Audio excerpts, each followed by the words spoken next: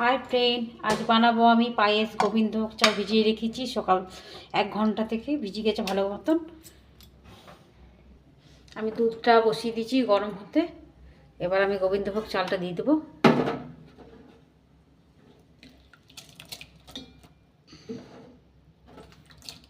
আমি এখানে 100 গ্রাম চাল দিয়েছি, গোবিন্দভোগ চাল। আর এখানে 500 দুধ আছে। আমি পুরো দুধেই করবো পায়েসটা। দেখুন কীভাবে বানাচ্ছি, চলুন।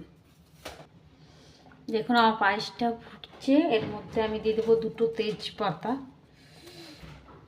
আর এলাচ দিয়ে দেবো 2টো আমি।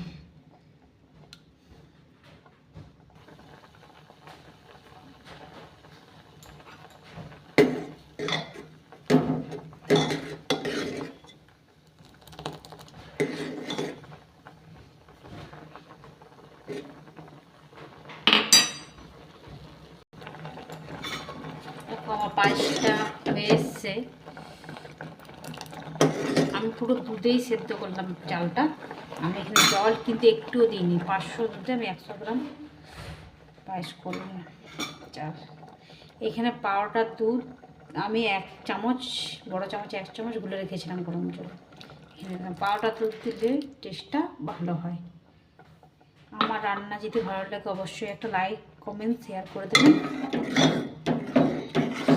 একটু ফুটতে দেবো পায়েসটা।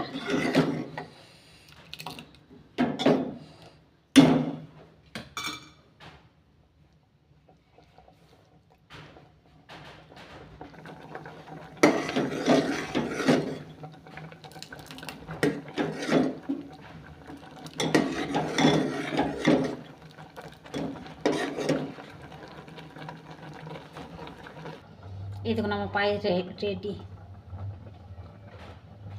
সম্পূর্ণ দুধের তৈরি এটা।